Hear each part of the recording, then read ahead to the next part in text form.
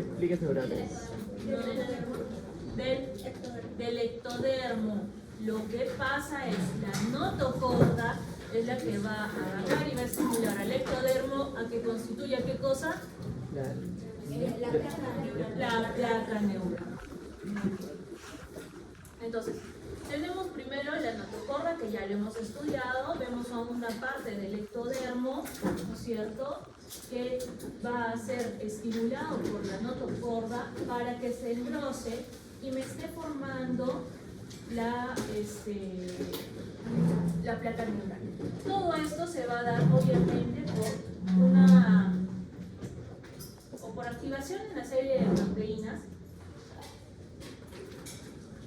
como es el caso del factor de transcripción beta, o también los SONIS gen intervienen en esta parte, y que luego van a hacer que este segmento de la placa neural se imagine formándome lo que era el surco neural y la presencia de los pliegues neurales, y luego esta imaginación hace que los pliegues van a entrar en conjunción, ¿no? Se van a ir cerrando para terminar de cerrar el tubo, y recién cuando está cerrado, es decir, cuando los pliegues entran en contacto, recién se va a formar el tubo neural.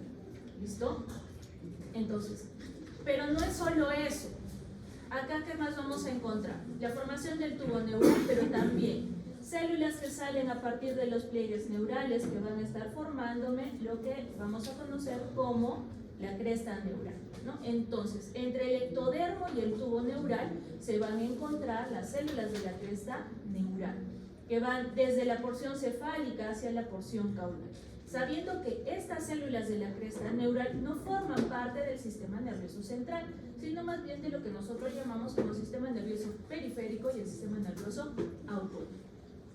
Listo. Entonces, este proceso se llama la neuralización, o neurulación. Todo a partir de la formación de la notocorda. Entonces, se necesita primero la notocorda para que se pueda formar el tubo neural. ¿Listo? Pero, ojo, que no es lo único, porque la notocorda lo único que hace, se forma la notocorda y empiezan a expresarse una serie de proteínas, de factores de transcripción y de genes para que ocurra todo esto. Es la parte molecular. Entonces, el cierre del tubo neural, acá lo que nosotros tenemos es, a los 21 días tenemos el somita, bueno, los somitas, el sacovitelino, y hacia los bordes los neuróporos, ¿no? ¿Se acuerdan de los neuróporos rostrales y los neuróporos caudales? ¿Ok? Entonces, cuando se cierra el tubo neural, nosotros sabemos que eso es por la fusión de los pliegues neurales y que se inicia a partir del quinto somita y que va a seguir una dirección, la dirección cráneo-caudal. Acuérdense que desde que se empieza a formar la línea primitiva, ¿listo? Desde allí ya hay una diferencia entre lo que es polo craneal y polo caudal. Si no, no se podría dar todo este desarrollo, ¿ok? Entonces, el cierre, ojo, no se da desde el primer somita, empieza en el quinto, ¿listo? Y el sentido es cráneo-caudal. ¿Qué más vamos a encontrar? Va a ir cerrándose, y lo que vamos a tener al final es simplemente estas dos aperturas que son los neuróporos. ¿Cuál es el que se va a cerrar primero? ¿El rostral o el caudal? El rostral. El rostral es el primero que se va a cerrar a partir del día 25, mientras que el caudal lo hace 2 días después, en el día 27.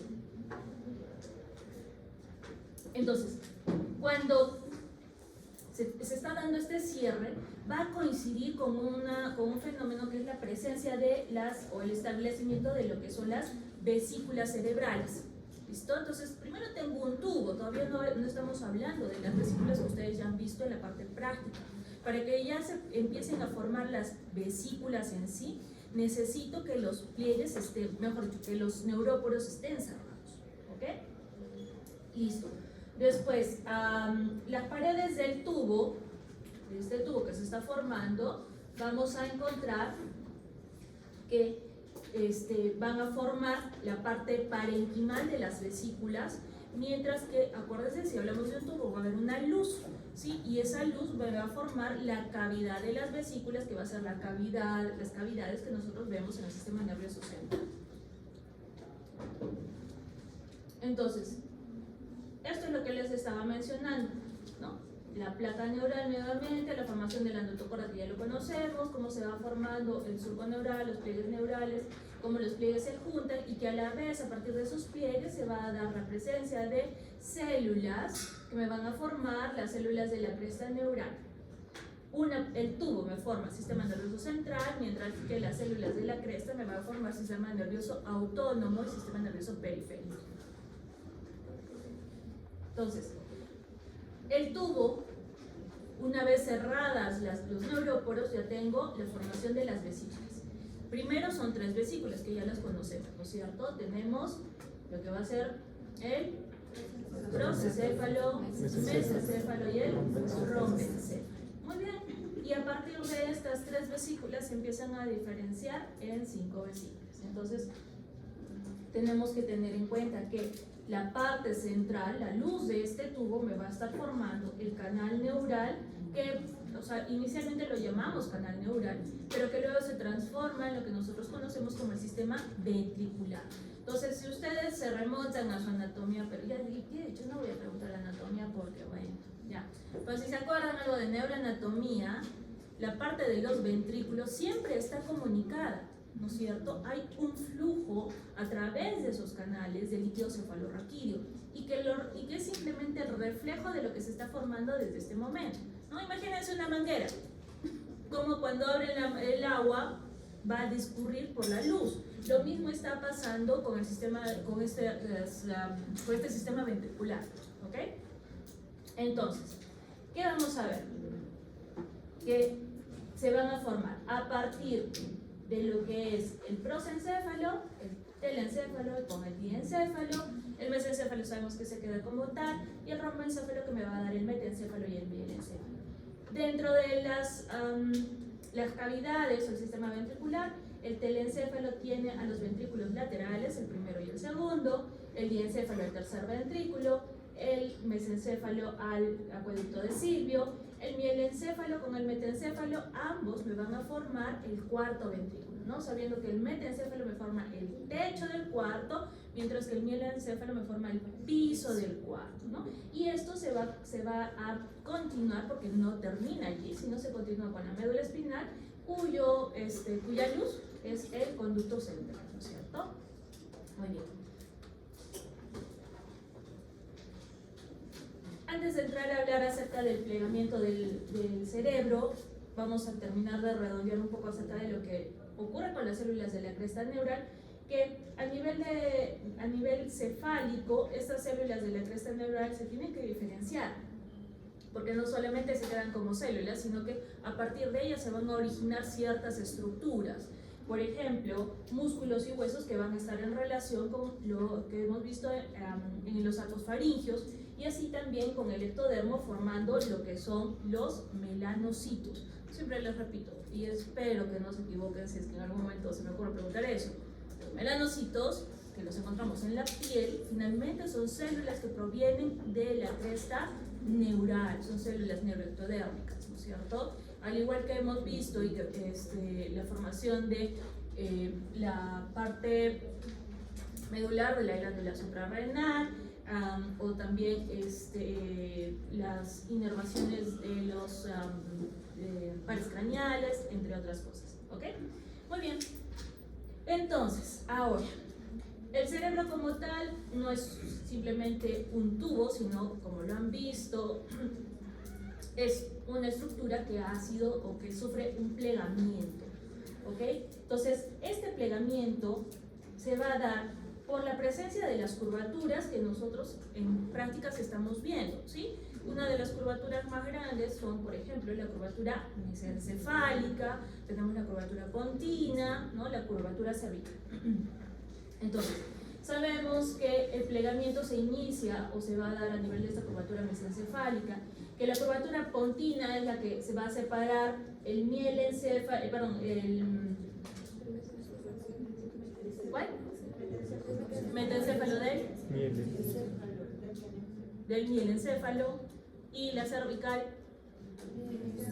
El miele de la médula. de la médula. Entonces allí tenemos las tres curvaturas. Muy bien. Entonces, y mientras se va dando este plegamiento, sabemos que también se van a ir diferenciando. El telencéfalo, nosotros vemos de que va a formar en gran parte los hemisferios cerebrales, ¿no?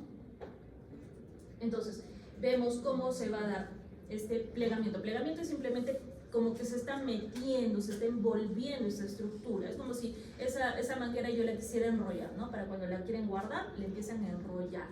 ¿Listo? Pero eso va en relación a que también estas vesículas cerebrales tienen que ir creciendo. Porque si nosotros vemos, por ejemplo, los cortes histológicos, la estructura de lo que es este sistema nervioso, pues es bastante insignificante en relación a cómo han visto ustedes el cerebro, ¿sí? El cerebro tanto en anatomía como en histología. Para que eso vaya creciendo, necesito que todo este tubo se vaya amoldando, se vaya plegando. Y esto ocurre junto con el crecimiento del feto. ¿Listo? Muy bien. ¿Qué más vamos a tener? La histogénesis. Hemos visto un poquito de eso y sabemos que acá tenemos un recubrimiento, ¿no es cierto? En la parte, digamos, la primera capa que está más hacia la luz está constituida por células neuroepiteliales. Es muy claro el nombre de neuroepitelio, porque sabemos de que todo este tejido se originó de ectodermo, nada más que tiene una diferenciación neural, entonces por eso es neuroepitelial. ¿Listo? Entonces, la primera capa que tenemos es la capa del neuroepitelio, que son estas estructuras de acá. ¿Listo? Acá tengo la cavidad del tubo neural y tengo la capa neuroepitelial. Acá que vamos a tener células que son precursoras, porque van a tener una actividad mitótica bastante importante, porque necesito que se vayan replicando para que me dé o para que vayan formando esa masa de tejido nervioso que finalmente va a estar rodeando esta cavidad, ¿no? Entonces, imagínense, es simplemente una capita que se tiene que convertir en lo que ustedes ya han visto, en lo que ustedes ya conocen. ¿Listo? Entonces, para que pueda alcanzar ese crecimiento, la actividad mitótica o la tasa de proliferación, porque eso es lo que implica la mitosis, ¿listo? Tiene que ser bastante alta. ¿Qué más? Luego van a formar lo que nosotros conocemos como los neuroblastos. Y los neuroblastos, siempre la terminación blasto es como que digamos la célula origen, ¿no? Hemos hablado de los mioblastos, de los osteoblastos, etcétera, etcétera. Entonces, en este caso tenemos los neuroblastos. Y los neuroblastos van a terminar originándome las neuronas, ¿correcto? Las neuronas, y también tenemos que hablar, en el caso de las neuronas, de las extensiones de las neuronas, ¿no? Acá, ¿qué es lo que tenemos? Tengo mis neuroblastos que me van a dar origen a este neurocito primario y el neurocito primario a la neurona per se. ¿Listo? Pero miren, el cuerpo de la neurona se va a encontrar formándome la capa del manto. Cuando hemos visto la médula en prácticas, ¿no es cierto? Hemos hablado de la capa ependimaria, la capa del manto y la capa marginal. ¿Sí? En la capa ependimaria es donde están estas células de alta proliferación, ¿no? Luego, en la capa del manto es donde vamos a encontrar los cuerpos de las neuronas. Y más bien en la capa marginal es donde vamos a encontrar las extensiones de las neuronas, ¿no? Los axones.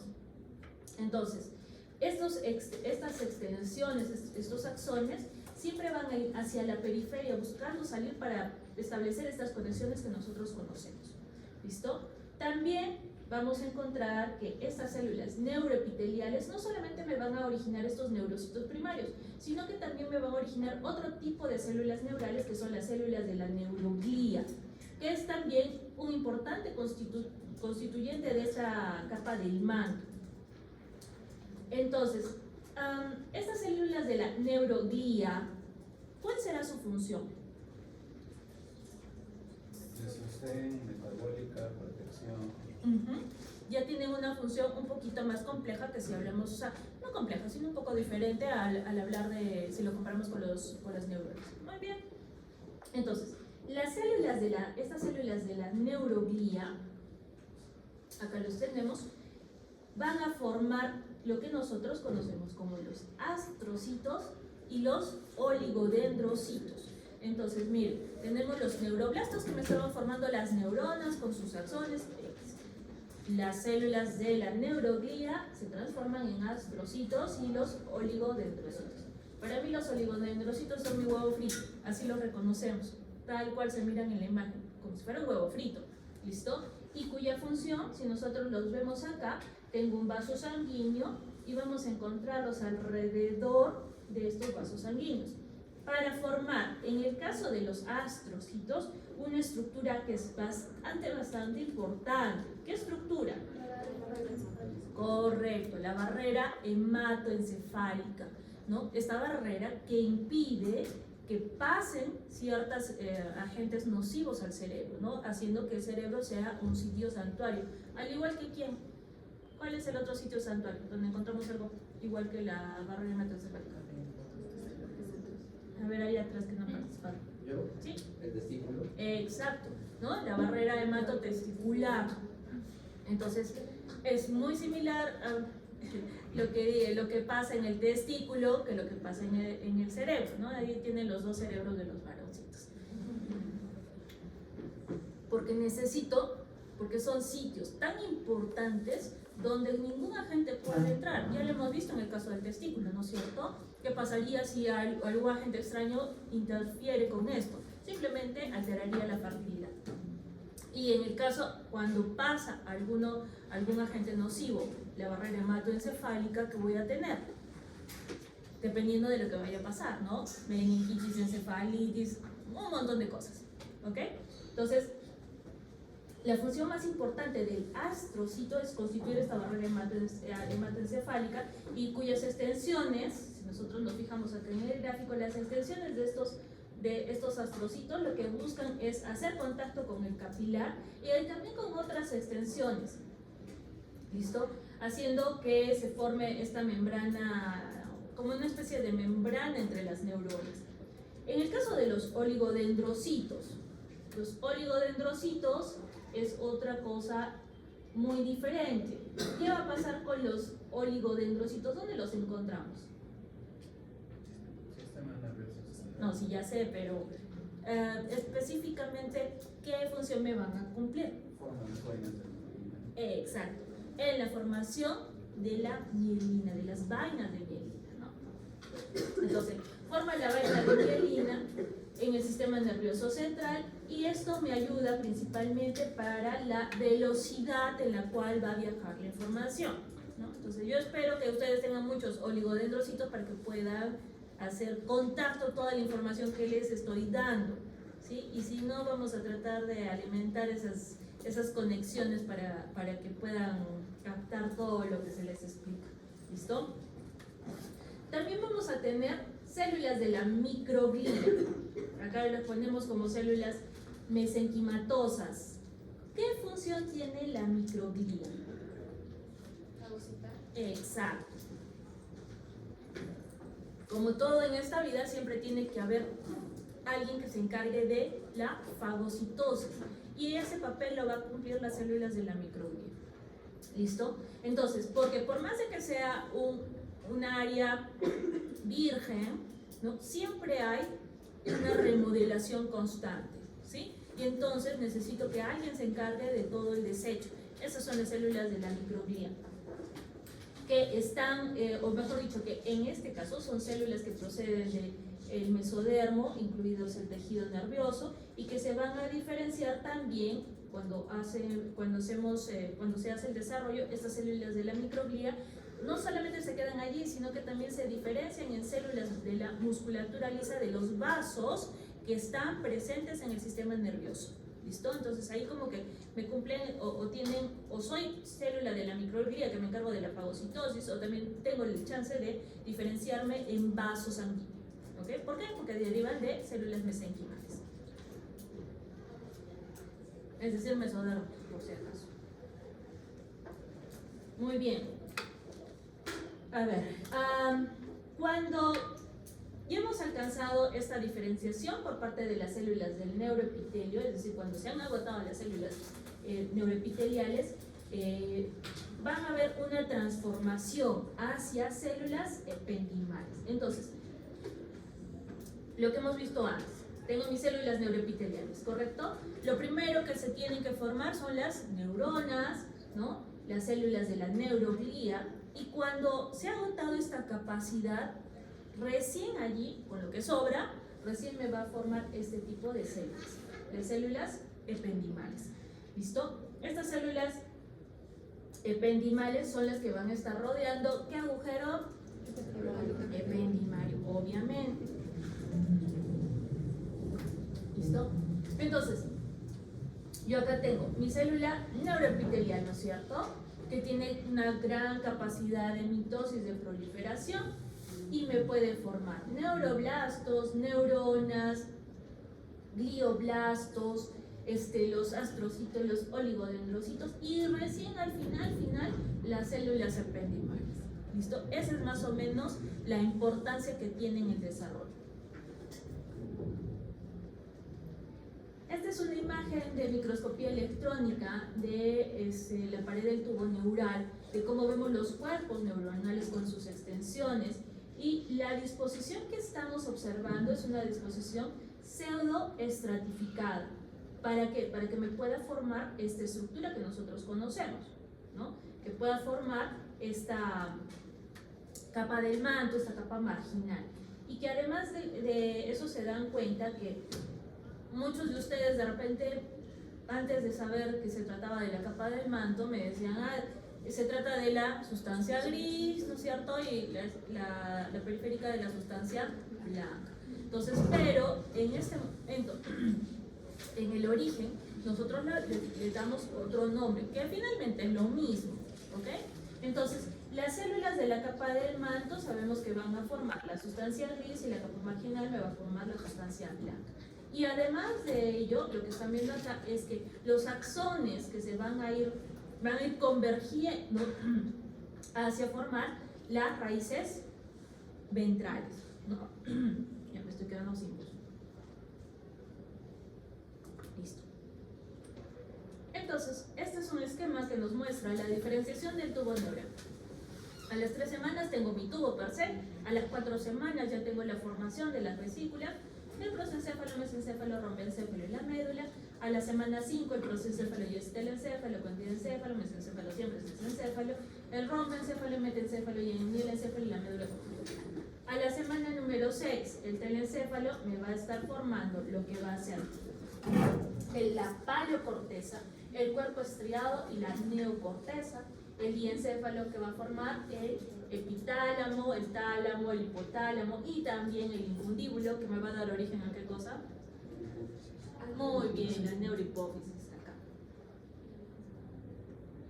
El mesencéfalo que va a formar el techo, el tegmento y los pedúnculos cerebrales. El metencéfalo que me forma el cerebelo. ¿Qué parte en específica? ¿Quién me forma el cerebelo? El labio rómbico. ¿Quién fue? Acá. El labio rómbico. Ese labio que han visto bonito en las prácticas, ese labio rómbico me forma el cerebelo. Después tenemos las protuberancias, el mielencéfalo que me forma el bulbo raquídeo. Por favor, el mielencéfalo no me forma la médula, me forma el bulbo. La médula siempre va a ser médula, siempre ha sido médula. ¿Listo? Entonces, en relación a los hemisferios, la paleocorteza o la neocorteza es la que interviene más ¿cuál de ellas interviene más en la formación de los hemisferios? ¿La paleo o la neo? La neocorteza. ¿Listo? La paleocorteza es, digamos, la estructura más primitiva, ¿no? La neocorteza es la que tiene más chance de desarrollo, la que va a formar toda esa estructura que ustedes ya conocen. Listo. En el caso de la formación de la médula, sabemos ya, ¿no? Ya esto ya es repetirlo 10.000 veces. Tenemos las 3 capas, la ependimaria, la del manto, la marginal. ¿Listo? Y que estas, ojo, se iniciaron a partir de una célula que se fue organizando para darme origen o esta diferenciación de 3 capas. ¿Qué más? La placa del techo, que cuando tenemos la placa del techo y la placa del piso, poco a poco se van a ir estrechando. Primero miren cuán grande va a ser la cavidad. Entonces, ¿qué es lo que tenemos acá? Tenemos la capa neuroepitelial, que ya saben que es la capa ependimaria, tenemos las placas, la placa alar, la placa basal, tengo también la placa del piso, la placa del techo. ¿Listo? ¿Qué es lo que va a ocurrir? Estas placas se tienen que estrechar para darme origen a esto. Y este estrechamiento se relaciona con el engrosamiento de esta capa, que es la capa del manto. Entonces, mientras crece la capa del manto, va creciendo y voy estrechando el orificio. Voy estrechando las placas, porque el orificio es más que nada formado por las placas del techo y las placas del piso. Entonces crece y se estrecha. ¿Ok? ¿Qué más? Y finalmente, cuando se estrecha, ya tengo, además de lo que hemos visto, la formación de los cuernos. El cuerno posterior, bueno, cuerno o asta, ¿listo? El asta posterior y el asta anterior. En las partes del asta anterior, allí vamos a encontrar las neuronas motoras, ¿no es cierto? Que van a salir a través de la raíz anterior. Entonces, la parte anterior, el cuerno anterior, se organiza y me forma las células o las neuronas motoras, cuyas extensiones me forman la raíz motora anterior. Las células de la cresta neural, todavía no vamos a encontrar que también participan dentro de esta formación de la médula. ¿Por qué? ¿Qué me van a formar las células de la cresta neural acá? El ganglio raquídeo, ¿no es cierto? Entonces, no es solo que participe las células del tubo neural, ¿listo? Sino que también tiene que intervenir las células de la cresta neural. Acuérdense, todo lo que nosotros estamos hablando y vamos a hablar a lo largo del curso no ocurre por momentos, o sea, primero tal cosa, sino que todo se da en un mismo tiempo, de forma ordenada, pero en un mismo tiempo, ¿listo? Entonces, tengo la formación también de lo que es el ganglio raquídeo, que se encuentra a los costados de mi médula. Las neuronas dentro de estos ganglios raquídeos sabemos que proceden de estas crestas, cuyos axones van a terminar formándome una especie de T, cuyas prolongaciones periféricas son estas dendritas que van a dirigir o que van a conducir, se van a conducir hacia un cuerpo celular. Entonces, estas terminaciones nosotros sabemos que son terminaciones sensitivas, por eso acá lo ponemos como un ganglio sensitivo, ¿listo? Y que van a ir hacia estructuras somáticas, ¿correcto? O también llamadas viscerales. En el caso de la raíz posterior, porque esto es la raíz anterior motor, la raíz posterior es sensitiva y esta raíz posterior es la que va a hacer contacto con este ganglio. Entonces, la raíz anterior es simplemente motora, la raíz posterior es sensitiva, haciéndome contacto con el ganglio, con estos ganglios raquídeos que provienen de las células de la cresta neural y que también tienen esa función sensitiva. ¿Hacia dónde? Hacia estructuras somáticas. Ya. Esto, digamos que se lo tienen que aprender de memoria. Es un poco... no es tan complejo como parece, ¿ok? ¿Cuáles son las funciones de la médula espinal y del encéfalo? Primero, hay que ver la placa alar y la placa basal, ¿ok? La placa alar es la que tiene función aferente o sensitiva. La placa basal es eferente, es decir, motora o autónoma. Entonces, acá ¿qué tenemos? El aferente somático general, que es aquella que va a aportar la sensibilidad procedente de lo que es la piel, las articulaciones y los músculos.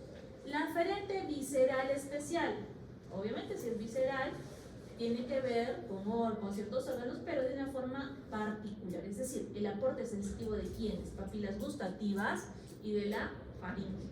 La visceral general, pues es el aporte sensitivo de todas las vísceras, incluyendo también al corazón.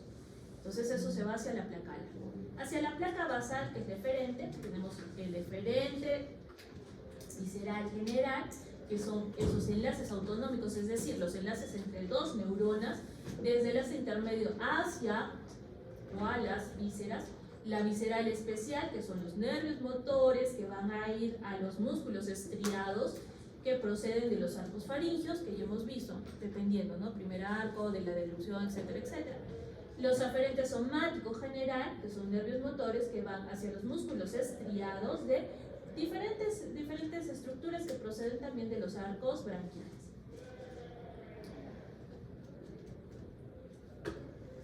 Acá, por si acaso, en lo que es el aferente visceral especial, hay que agregar una cosita más, que tiene que ver con captar la sensibilidad a lo que es el calor y el frío. No solamente la relación de las papilas gustativas, sino también en lo que es calor y frío. Y por si acaso, en estas, ¿dónde está mi esta intermedia? Acá. El aferente visceral general. Si estoy hablando de las astas intermedias a las vísceras, en las vísceras, ¿qué estructura nerviosa importante tengo?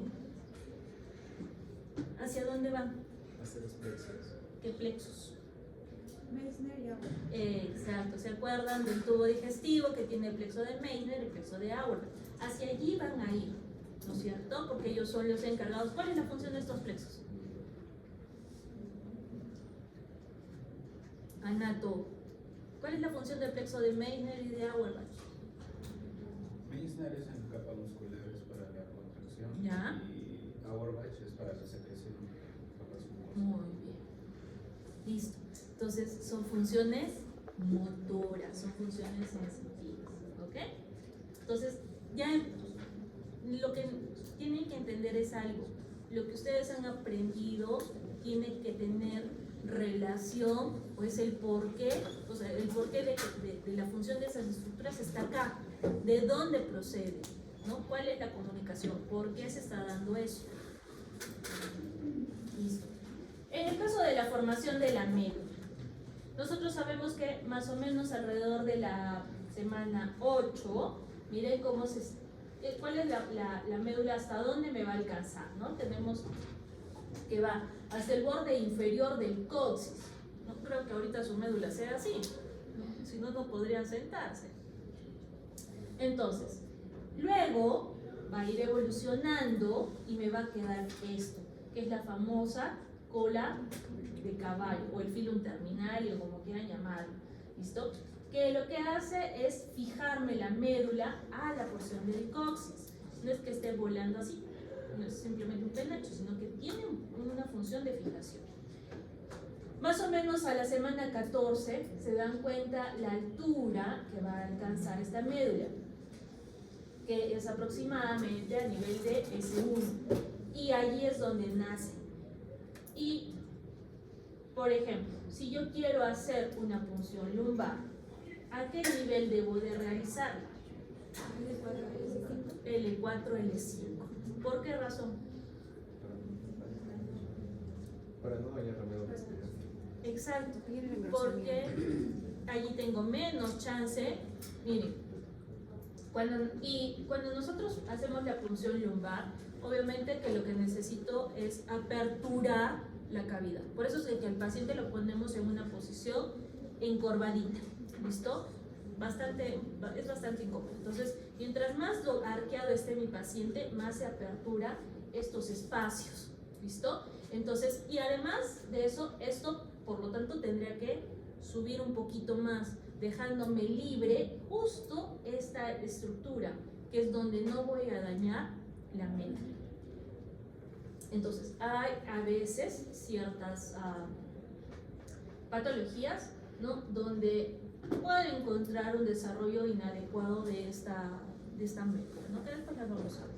Entonces, ya saben, cuando hagan su punción lumbar, si es que en algún momento los dejan hacer punción lumbar, que es bastante complicado, ¿listo? La posición, dile a Siri que después hablemos. La posición es lo más importante, ¿listo? A veces necesitamos apoyo de personal técnico para que puedan doblar al paciente. Si no tienen una buena apertura de las vértebras, no van a lograr hacer una buena entrada, ¿listo? Y van a terminar dañando. Entonces, ese crecimiento de la médula no es que se vaya a achicar, ¿no es cierto? Es simplemente que el feto está creciendo. Y entonces lo único que queda como punto de fijación es la cola de caballo, bueno, o el filum terminal. ¿Ok? Ah, y ojo, que depende también de la edad para saber cuál es el mejor sitio para hacer la punción lumbar. Si yo tengo, por ejemplo, mis pequeñitos de oncopediatría que se les tiene que hacer las punciones cada cierto tiempo, por la edad tengo que saber dónde voy a punzar porque es diferente a cuando tengo un adulto, ¿no? Pues ahí sí el manejo va a ir variando. Muy bien, vamos con la mielinización. ¿Quién era la célula que me iba a dar la mielina? Los oligodendrocitos. Perfecto. Entonces, pero este proceso de la mielinización tiene que ocurrir de una forma particular. Parece un pionón, ¿sí? Entonces, ¿qué vamos a tener? Tenemos que se da la formación de esta vaina de mielina en forma de envoltura. ¿Qué es lo que me va a envolver? Los axones. Entonces tengo el axón de estas neuronas que nosotros hemos visto y la mielina que va a ser producida por, acá tengo mi célula del oligodendrocito, va a empezar a envolver. ¿Correcto? Y entonces sabemos que el sistema nervioso central, en el sistema nervioso central vamos a encontrar unas células en particular que son estas, las células de Schwann, que se originan ¿dónde? Exacto. Las células de Schwann son células de la cresta neural. ¿Ok? ¿Y cuál es la función de la célula de Schwann? Las vainas de mielina. Ya, muy bien. Entonces, acá toma otro nombre, ¿no es cierto? Las llamamos células de Schwann. Y acá tenemos otra cosa, los nodos de Ranvier. ¿Qué es el nodo de Ranvier? Es el espacio que hay entre nodo, entre vaina y vaina. Exacto. ¿Pero y para qué sirve? Para la conducción del impulso. Es como que salto, tomo vuelo y acelera, ¿no es cierto? Exacto. Entonces va a agarrar y tomar el impulso que necesita para la conducción nerviosa.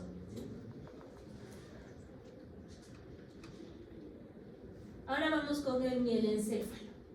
Vamos a hablar de cada una de las vesículas y cómo se van a ir desarrollando. El mielencéfalo hemos dicho que me va a formar parte del piso del cuarto ventrículo. Acá yo tengo mi cuarto ventrículo. ¿Ok? Tengo que ubicar las placas basales y las placas alares. Acá tengo la placa del techo y la placa de la base. Entonces, en este caso, cuando era rombencéfalo, ¿listo? Sabemos que se da una plegadura del tubo que va a formar la curvatura póntica. La parte superior se va a estirar y la placa del techo, esta placa, también se estira. Y voy a tener la constitución de estas placas. O sea, uno pensaría que la placa alar estaría encima, ¿correcto? Pero por la plegadura que se sufre por la formación de esta curvatura pontina, las placas alares terminan hacia los costados, próximas hacia las placas basales. ¿Ok? ¿Qué más? Y entonces, lo que vamos a tener, además de eso, es que se van a ir aproximando hacia la parte central, o sea, hacia la línea media. Acá vamos a tener que se da la formación del surco limitante. ¿Se acuerdan del surco limitante? ¿O no les enseñaron eso en la noche? ¿No? Pobrecitos, pobrecitos. El surco limitante que se encuentra entre ambas placas, ¿listo? Y que vamos a encontrar lo siguiente. Todo esto se va a ir estirando, se va a ir creciendo para formar las placas alares en una porción más externa, que las tenemos acá, las placas basales que toman una posición medial, y que estas placas alares me van a estar formando lo que es el núcleo aferente visceral especial, ¿listo? Y el aferente visceral general y el aferente somático. En el caso de las placas basales me forma ya no el aferente, sino me tiene que formar el eferente visceral general, eferente visceral especial, con los pares el 9, el 10 y el 11, y el eferente somático con el par 12. Y además de eso, también se va a formar en el mielencéfalo los núcleos del olivo. ¿Qué más se va a estar formando acá? Que después lo vamos a ver, la constitución del plexo coroideo. Entonces, las placas alares están constituyéndome el componente aferente, mientras que las placas basales es el componente eferente. ¿Qué pasa con el metencéfalo? El metencéfalo vamos a ver que tiene igual la placa del techo, también forma el cuarto ventrículo, el techo del cuarto ventrículo. Hemos visto el labio rómbico que forma el cerebelo, eso lo dejamos aparte. Tenemos también las placas alares, las placas basales. Alares igual a aferente visceral especial con los pares el 5 y el 7, el aferente somático con el par 8, el aferente visceral general, el eferente somático con el sexto, el eferente visceral especial con el 5 y el 7 y el eferente visceral general. Y ahora vemos qué es lo que se va a formar con este labio rómbico. Hemos dicho, el labio rómbico me va a formar el cerebelo. Cuando ustedes han visto el cerebelo, ¿cuál es la característica más llamativa del cerebelo?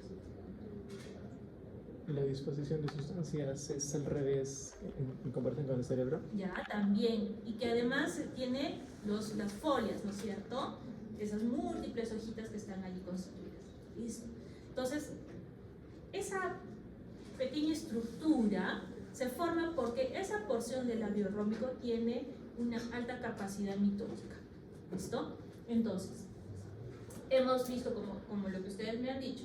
Tenemos la sustancia gris, es la que se va a encontrar en la corteza, mientras que la sustancia blanca se encuentra hacia adentro. Todo lo contrario a lo que hemos visto antes, ¿no es cierto? ¿Qué más? La actividad mitótica además hace que las neuronas empiecen a desplazar a través de la sustancia blanca, pasen la capa marginal y que queden por fuera de lo que es esta capa marginal. Por eso también es que hace estos plegamientos, es que se va formando las folias, ¿listo? Porque va creciendo, creciendo, creciendo. Esa es la única forma de poder ser o poder adquirir esta organización. ¿Qué más? Encontramos que algunos neuroblastos de la zona intermedia de las placas, de lo que son las placas alares, van a ir migrando hacia la zona marginal y se van a diferenciar en las neuronas de esta corteza cerebelosa, mientras que otras van a ir organizándose para formar también los núcleos centrales, que son el núcleo dentado. Asumo que se acordarán de las estructuras del cerebelo, ¿no? De las grandes, de lo que hemos visto, de los lóbulos y todo lo demás. Entonces, ¿qué tenemos? Tenemos la diferenciación de la corteza cerebelosa, la formación de lo que son los núcleos dentados. Tenemos también los núcleos pontinos, los cocleares, los vestibulares. En la parte intermedia, lo vamos a poner acá, en la corteza, tenemos en la parte intermedia, encontramos también las células de Purkinje. Y también vemos que se van a formar los lóbulos, el lóbulo anterior y el lóbulo posterior. Y cuando se forma esto, se va perdiendo lo que es la vermis. Y va a quedar lo que son la formación de un lóbulo particular, que es el lóbulo flóculo nodular. ¿Qué más? En las cavidades, tengo mi cerebelo que ya se está formando. Hacia acá, ¿qué voy a tener? La constitución del plexo coroideo, de ese plexo coroideo que hemos visto en el cuarto ventrículo. Este plexo está en el techo del cuarto y que está recubierto por la pía madre. Entonces, si se dan cuenta, es como que una ondulación de la pía madre, ¿listo? Y que además de eso, en la parte inferior me va a formar lo que es la tela coroidea, que se va a ir invaginando y por ello se va a formar el plexo coroideo. Entonces, acá ¿qué otra cosa debemos encontrar aparte de la pía madre en el plexo? ¿Qué hay en un plexo coroideo? ¿Qué tiene que haber en un plexo? Produce líquidos calóricos. No, Ya, sí, esa es su función. ¿Qué hay? Células y terminales. No, ¿qué más tiene que haber? Ya tenemos la pía, ¿sí? Que es como que la envoltura. Pero ahí me falta algo importante. Como toda estructura, ¿qué tiene que tener? ¿Qué vasos? Capilares. ¿Qué vasos? Arterias coroideas. Coroideas, pues estamos hablando del plexo coroideo. ¿Qué otros vasos más van a haber? No creo que tengan otro nombre que coroideos, ¿no es cierto? Dime. Muy pocos, acá más importan las arterias. ¿Listo? Entonces, ¿qué tenemos? El plegamiento de la pía y también la forma o la presencia de las arterias coroideas para que pueda producir líquido cefalorraquídeo. ¿Correcto? Listo. ¿Qué más? Ahora, estas evaginaciones va a llegar a un punto en el cual se van a romper y me van a formar unos agujeros. ¿Cuáles son los agujeros más importantes? De Lurky y de Magenta. ¿Y por qué necesito que se den esos agujeros? Porque permite el desagüe de líquidos cefalorraquídeos. Claro, así como se produce, tiene que haber un sitio por donde sale. Porque si no, imagínense, produzco y que va a ser como si fuera un globito. Entonces, si es que falla eso, ¿qué voy a tener? Hidrocefalia, ¿no es cierto? Si hay una oclusión de estos agujeros de Lurky y de Magendie, lo siguiente que me va a producir es un tipo de hidrocefalia, ¿no? A veces sí se puede tener la presencia de los agujeros, pero de repente la producción es excesiva o por alguna otra razón, tumoraciones, compresiones, etc. Hay muchas causas para que se produzca una hidrocefalia, ¿no? Pero como estamos hablando de embriología, la hidrocefalia congénita muchas veces es en relación a una falla en la apertura de los agujeros de Lurky y de Magendie. ¿Listo? Y en ese caso, ¿qué tendría que hacer? Si tengo un pacientito con hidrocefalia, no van a entrar a abrirle el agujero de Lurky y de Magendie, obviamente. ¿Qué? No le vas a abrir la fontanela. ¿Qué hacemos? Drenado por función. Pero imagínate, eso va a seguir produciendo, todos los días le tendrías que hacer punción. ¿Qué hacemos con esos bebitos? ¿Qué harían? A ver, si agarran y en la casa se les obstruye una tubería, ¿qué hace generalmente el gasfitero? Aumenta la presión para destapar y mete más presión al bebito, estaría como un globo. ¿Qué abre? ¿Le vas a abrir un hueco? Esa era en la época de los paracas. Aunque todavía lo seguimos haciendo, las trepanaciones craneanas, ¿no? Pues que ahora de una forma más ágil. Drenar el exceso de líquidos cefalorraquídeos. ¿Pero cómo? A través del ventrículo. A través del ventrículo. Pues estás teniendo el ventrículo cerrado. No vas a entrar, por eso les digo, no vas a entrar a apertura lúsca. ¿Cómo? ¿Cómo se llama eso?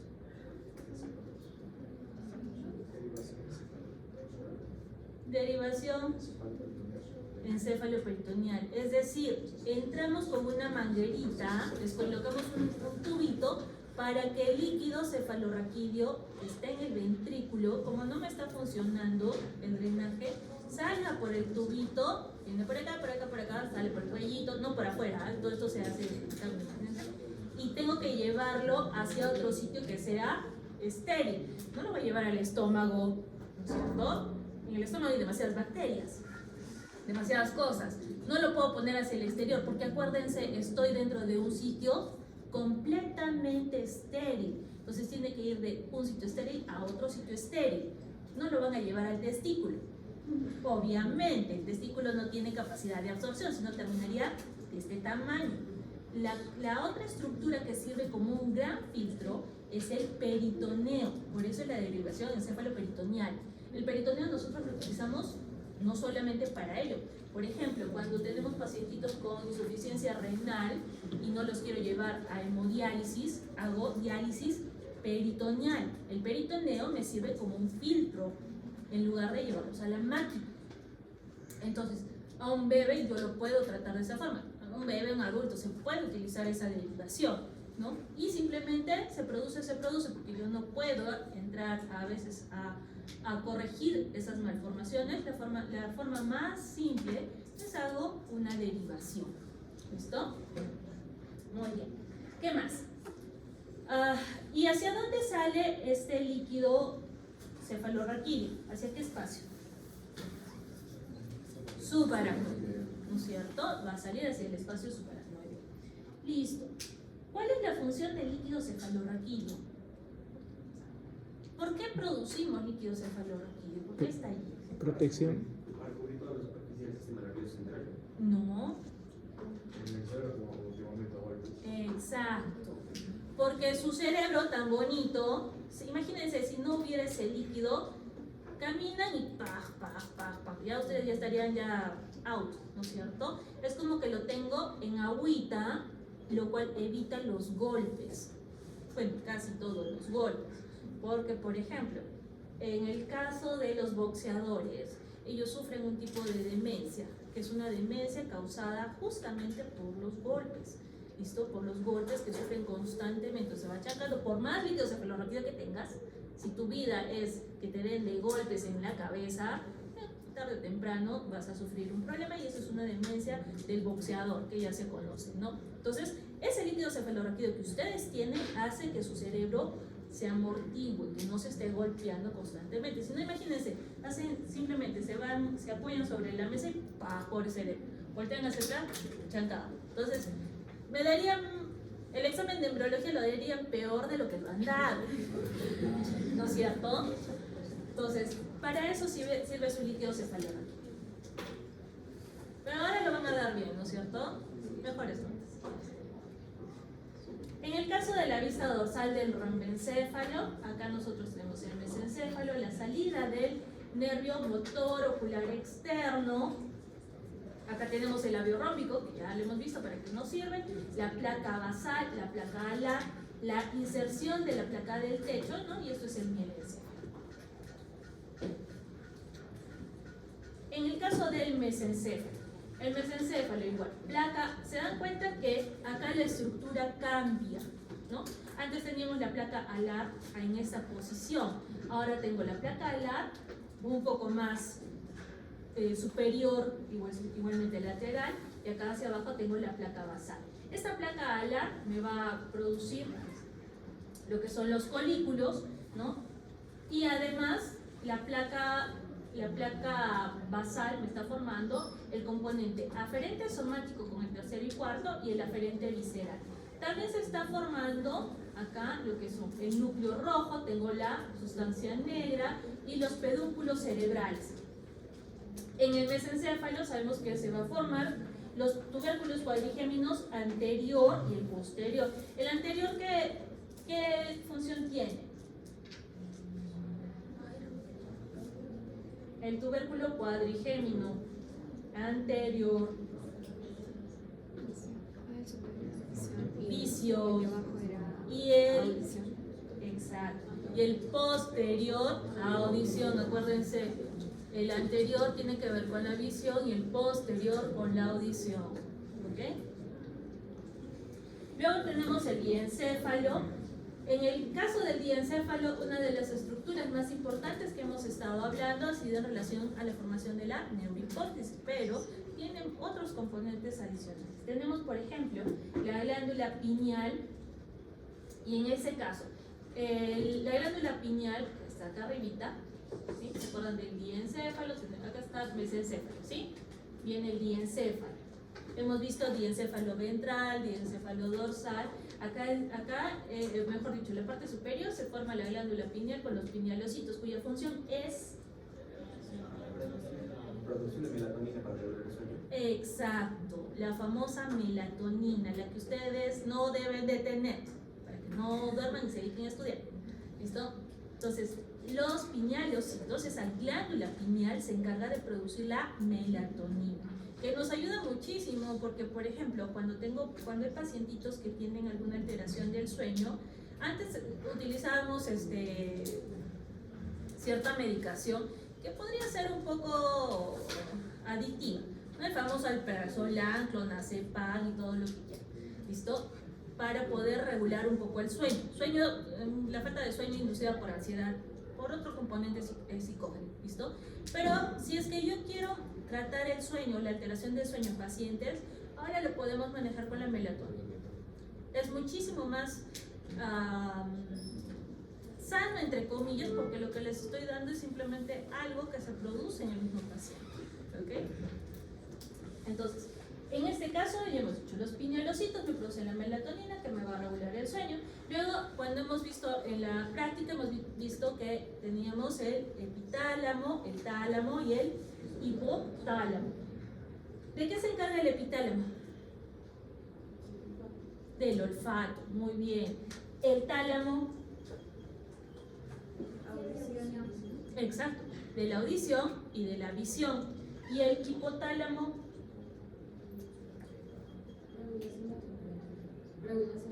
ya, ¿qué más? Regulación eléctrica. ¿Cuál? Hambre, sueño, ¿qué más? Coordinación, control, tiene varias funciones, ¿no es cierto? Todas lo que ustedes me han dicho es válido.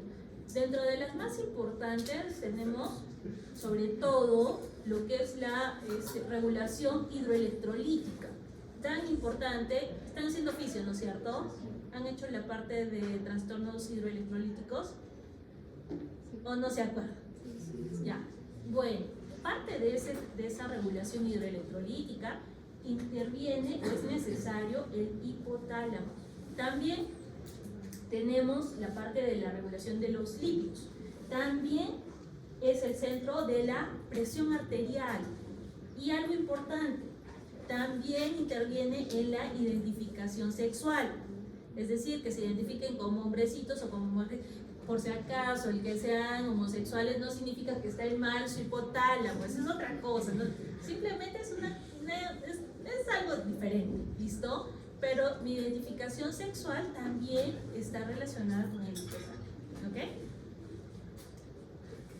¿Qué más vamos a encontrar? La formación de la hipófisis. Ya hemos visto, ¿no es cierto? La neuro y la adenohipófisis.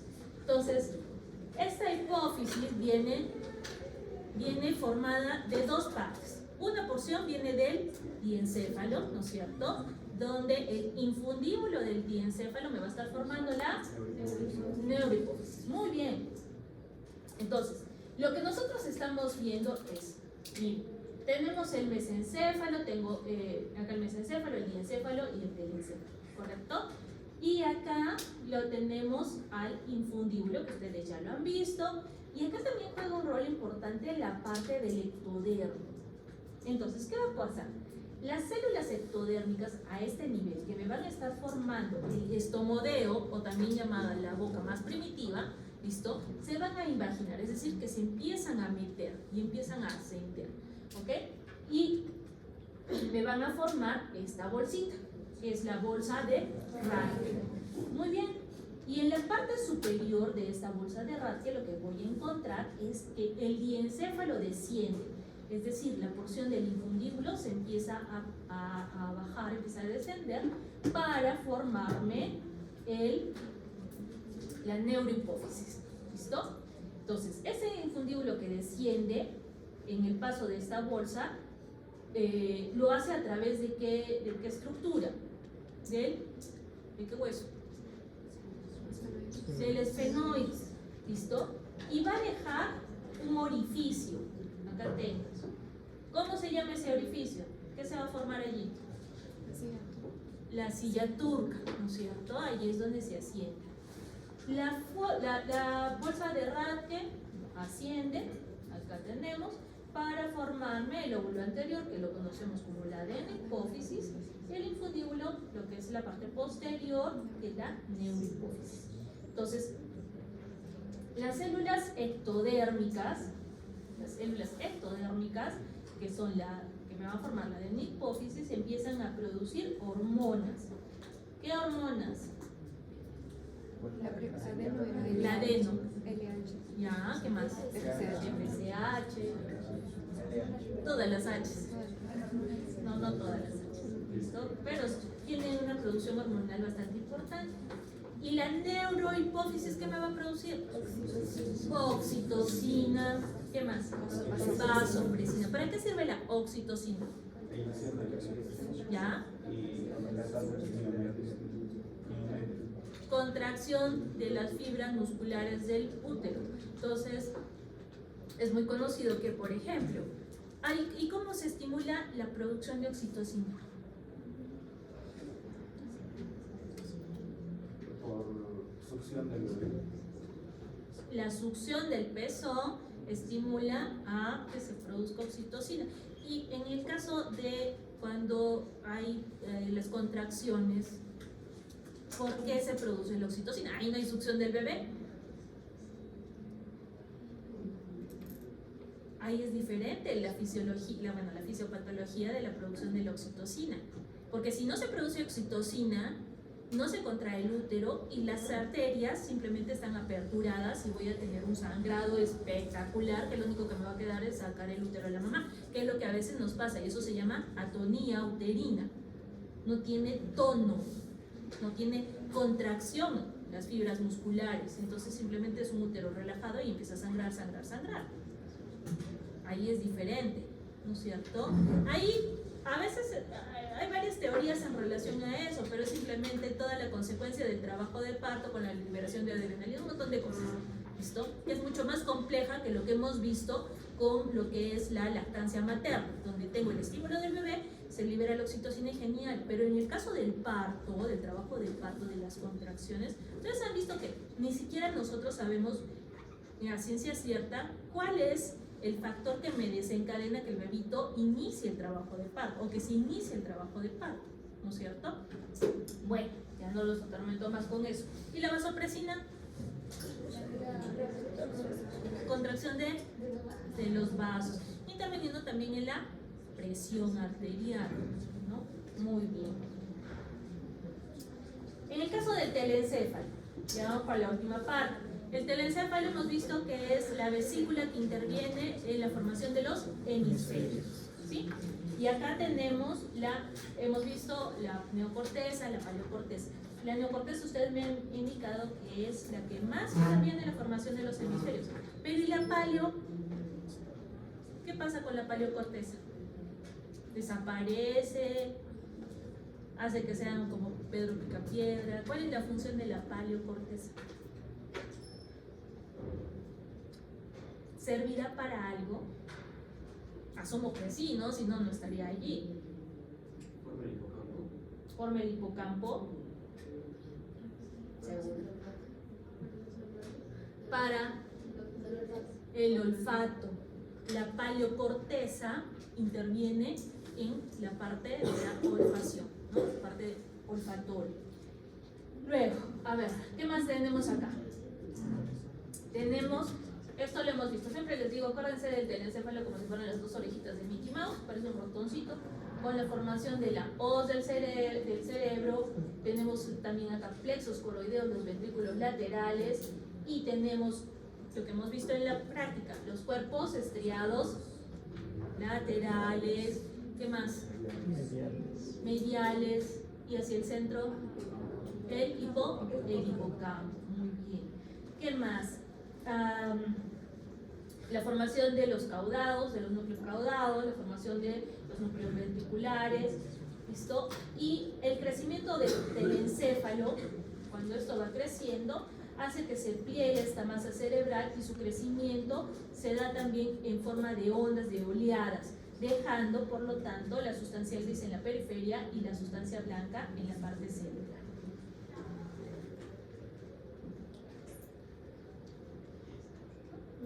Y entonces, ese crecimiento también hace que se vayan formando las distintas cisuras, ¿no es cierto? Tenemos la lateral de Silvio, la cisura, ¿dónde está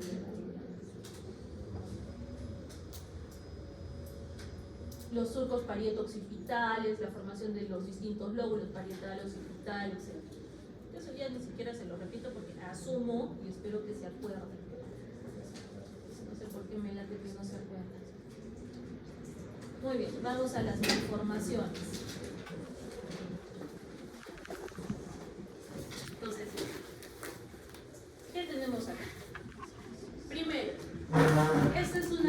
raquisquisis. ¿Acá qué ha pasado en la raquisquisis? Ahí atrás. Fuerte, la penúltima.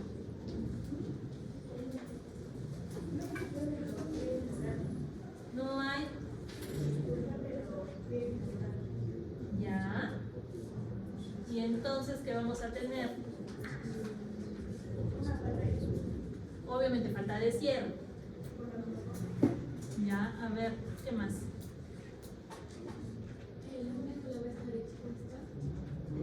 Ya, también. ¿Qué más?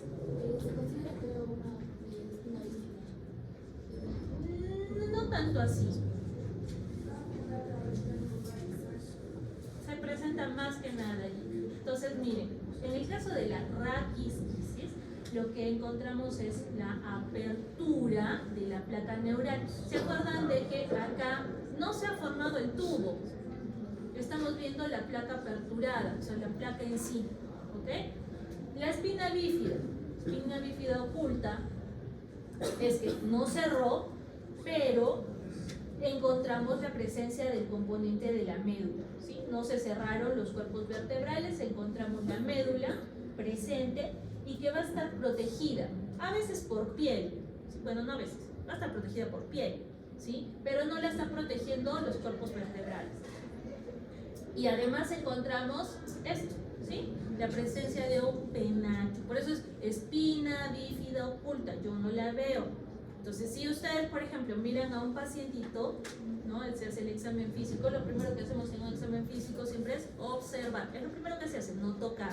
Primero se observa, luego toca, ¿sí? Entonces, si ustedes observan, miramos la simetría, ¿no? Que no haya escoliosis, etcétera, voy bajando y si encuentro a veces un penachito, inclusive a veces un puntito como si tuviera un hoyuelo, ¿listo? En el centro, en la parte de la línea media, a nivel lumbar, muy posible que ese paciente tenga espina bífida oculta. ¿Va a tener alguna molestia?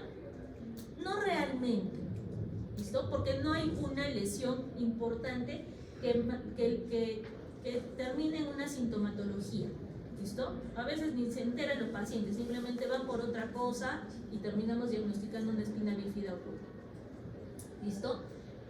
¿Qué más vamos a encontrar? Meningocele. ¿Qué es el meningocele?